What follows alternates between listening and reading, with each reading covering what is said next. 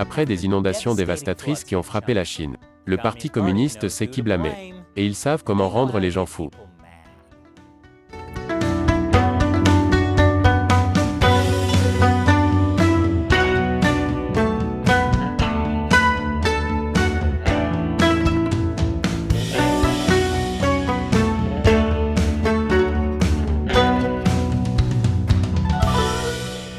Bienvenue à Chine non censurée. Je suis Chris Chappell. Cet épisode est sponsorisé par Curiosity Stream. C'est génial pour les gens comme vous, qui aiment regarder des vidéos et apprendre des choses sympathiques. Curiosity Stream propose une vaste sélection de documentaires et d'émissions de télévision non fictives. Et je vous en montrerai plus à la fin. La semaine dernière, je vous ai parlé des terribles inondations dans la province chinoise du Henan. Des millions de personnes ont été touchées par les inondations, et il y a eu au moins 2 milliards de dollars de dommages économiques. Le nombre officiel de morts à ce jour est de 71 personnes, avec 5 personnes portées disparues. Mais le nombre réel de morts est probablement plus élevé, car les autorités chinoises suppriment généralement ce genre d'informations. Au lendemain de cette tragédie, le Parti communiste chinois sait qui blâmer pour ces problèmes, les journalistes étrangers. Je vais expliquer pourquoi dans un instant. Mais d'abord, nous en apprenons encore sur l'impact des inondations de la semaine dernière. Nous avons vu beaucoup de vidéos d'inondations à Zhengzhou, la capitale de 12 millions d'habitants. Mais d'autres villes, comme Xinjiang, ont également été frappées par des inondations dévastatrices. Et les zones rurales aussi. Plus d'1 million d'animaux de ferme sont morts dans les inondations. Et comme le Henan est un gros fournisseur de porc, les inondations pourraient entraîner des pénuries alimentaires à terme. Les médias sociaux chinois ont joué un rôle énorme en réponse aux inondations, en aidant les gens à partager des informations sur la crise et même en accélérant les efforts de sauvetage. Les gens utilisent également les médias sociaux pour rechercher des amis et des membres des familles disparues. Ce qui suggère que le nombre officiel de seulement 5 personnes disparues est bien trop bas. Les réseaux sociaux peuvent donc être un énorme casse-tête pour le régime chinois. Par exemple, les gens se sont demandé pourquoi les autorités n'étaient pas mieux préparées aux inondations. Zhengzhou fait partie d'un projet connu sous le nom de villes éponges, qui était censé utiliser des infrastructures durables pour aider à absorber l'eau et à atténuer les inondations. C'est un énorme projet d'infrastructure de plusieurs milliards de dollars. Aussi, lorsque les gens ont commencé à remettre en question la réponse du gouvernement aux inondations, y compris le projet de ville éponge, ils ont commencé à être censurés. Les responsables ont défendu le projet de ville éponge, affirmant qu'il n'était pas conçu pour faire face à des inondations aussi graves. Je veux dire, tout l'intérêt d'un projet d'infrastructure de grande envergure est qu'il ne fonctionne que parfois. Un autre problème a été l'inondation du métro de Zhengzhou.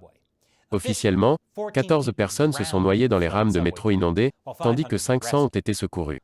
De nombreuses vidéos montrent des personnes avec de l'eau jusqu'au cou.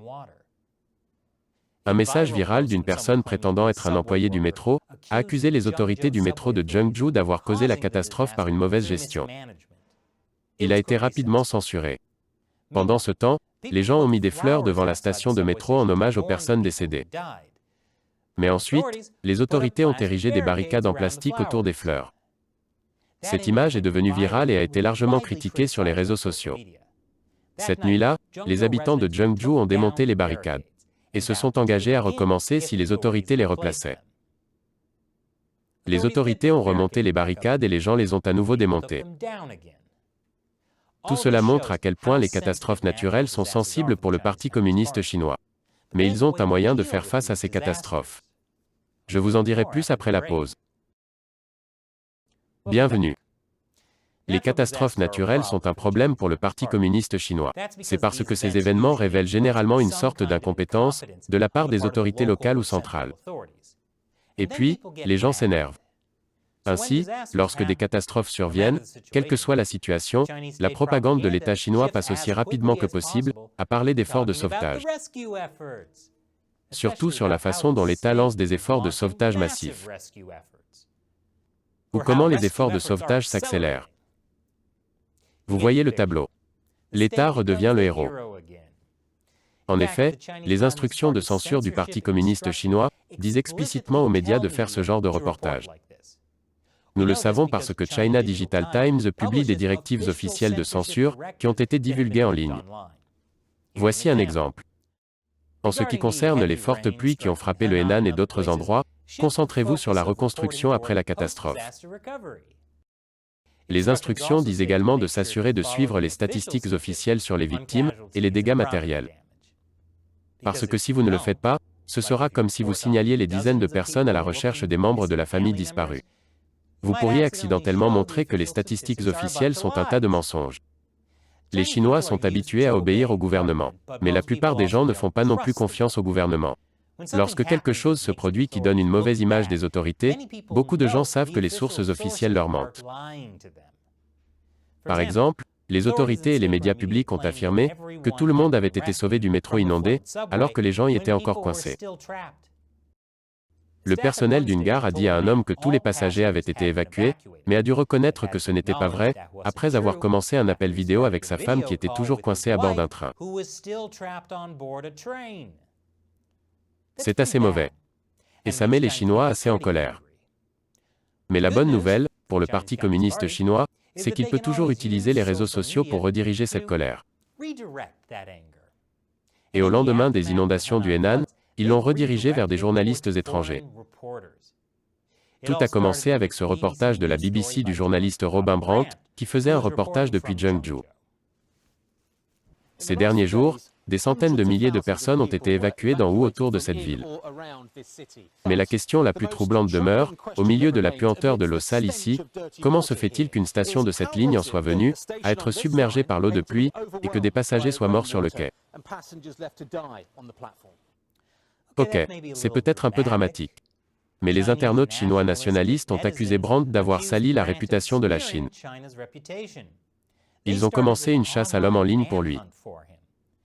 Les mensonges de la BBC ont commencé à faire leur apparition sur les réseaux sociaux chinois. Mais ce n'étaient pas des internautes chinois ordinaires.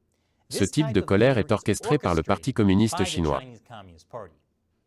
Voici une publication sur les réseaux sociaux de la Ligue de la jeunesse communiste du Henan. Il s'agit d'une organisation officielle du parti avec plus d'1 million d'adeptes. Et il demande aux gens de trouver Robin Brandt et de signaler son emplacement aux autorités. L'une des réponses à ce message prétend qu'un groupe de 400 personnes s'occupe de Brandt et qu'ils vont tenter de le tuer en premier. Ce n'est pas effrayant du tout. Ce n'est pas la première fois que les autorités chinoises ciblent la BBC. Elles ont fait cela après leur couverture du génocide au Xinjiang. Ils ont également interdit à BBC World News de diffuser en Chine. Mais cette campagne ne visait pas seulement le journaliste de la BBC. Des journalistes d'autres médias étrangers en Chine ont également été harcelés pour avoir couvert les inondations de Zhengzhou. Dans un cas, un journaliste de Deutsche Welle et un journaliste du LA Times étaient entourés d'une foule en colère. Ils pensaient que le reporter allemand était le reporter de la BBC, Robin Brandt. Vous savez ce qu'ils disent, tous les blancs se ressemblent. La foule a continué à pousser le journaliste et à lui dire de ne pas salir la Chine. Une fois qu'ils ont réalisé qu'il n'était pas Brandt, ils se sont calmés et certains d'entre eux se sont excusés. Et ce n'était pas le seul incident. Un journaliste d'Al Jazeera a déclaré que des personnes avaient appelé la police pendant le tournage. La même chose est arrivée à un journaliste de la paix. Un internaute a qualifié le journaliste du LA Times de traître à la race chinoise. Certains journalistes ont déclaré avoir reçu des menaces de violence contre leur famille sur leur téléphone portable privé. Comme je l'ai dit, ce n'est pas seulement une explosion spontanée des Chinois en colère. Il s'agit d'une campagne de harcèlement orchestrée par le Parti communiste chinois. J'expliquerai après la pause. Bienvenue. La colère contre les journalistes étrangers couvrant les graves inondations en Chine n'est pas seulement une chose spontanée de citoyens pris au hasard. Le Parti communiste chinois mène la charge et réoriente la véritable colère de la population, qui n'est plus dirigée contre le Parti communiste, mais contre les étrangers. Et les médias d'État chinois se sont joints à la mêlée. Mon média public préféré, le Global Times, a publié cet article sur le harcèlement des journalistes étrangers. En gros, ça leur apprendra à essayer de discréditer le gouvernement chinois. Ils reprochent essentiellement aux journalistes d'être un outil politique de l'Occident. Ils les accusent de rapporter négativement sur le régime chinois, au service de la concurrence stratégique de l'Occident avec la Chine. Maintenant, il y a définitivement une certaine projection qui se passe ici. Les médias d'État chinois sont un outil politique de l'État. Il suppose donc que tous les médias étrangers sont aussi des outils politiques d'autres États. Ironiquement, le parti nous dit en effet ce qu'il fait lui-même. Ils utilisent les médias comme un outil politique pour remuer l'opinion publique, comme en accusant les journalistes étrangers de salir la Chine. Et si les journalistes ne veulent pas être un outil politique de l'Occident? Facile. Ils devraient persuader leurs élites politiques de rester rationnelles et objectives sur les questions liées à la Chine. Et au cas où vous ne parlez pas couramment la propagande chinoise, laissez-moi vous l'épeler. Les journalistes étrangers devraient cesser d'être un outil de l'Occident. Au lieu de cela, ils devraient être un outil du Parti communiste chinois. Je trouve également intéressant que le Global Times ne dise pas que les journalistes doivent persuader leur gouvernement ou la population de leur pays, mais leurs élites politiques. Encore une fois, le parti nous dit ce qu'il fait. Il cible les élites d'autres pays et les rapproche du point de vue du parti. C'est ainsi que la société d'investissement BlackRock dit aux riches Américains de libérer le potentiel des obligations chinoises. Mais cette campagne pour blâmer les journalistes étrangers a été formidable pour le régime chinois. Ils arrivent à détourner l'attention des Chinois de leur colère contre les autorités chinoises. Ils arrivent à intimider les journalistes étrangers travaillant en Chine. Et ils arrivent à réprimander l'Occident pour être injustes envers le Parti communiste chinois. Maintenant, qu'en est-il de ces obligations chinoises? Et cet épisode a été sponsorisé par Curiosity Stream. Curiosity Stream est une plateforme de streaming, avec des dizaines de collections d'émissions de télévision fascinantes, y compris une programmation primée et originale. Par exemple, la dernière bataille de la Chine. Il s'agit de la guerre de l'Empire mongol, pour capturer la dernière ville de Chine à la fin de la dynastie des Song du Sud. Il révèle comment les troupes mongoles ont assiégé l'immense forteresse de pêche du Sichuan. Mais les Chinois ont repoussé les Mongols pendant 20 ans.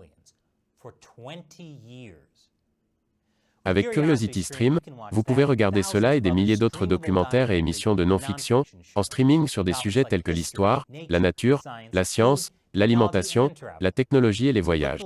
Alors cliquez sur le lien ci-dessous, et utilisez le code China Uncensored, pour obtenir notre offre spéciale, seulement $14,99 pour toute l'année. Vous pouvez regarder Curiosity Stream depuis votre téléphone, tablette ou ordinateur, n'importe où, n'importe quand. Alors cliquez sur le lien ci-dessous et vérifiez-le. Je suis Chris Chappell, à la prochaine.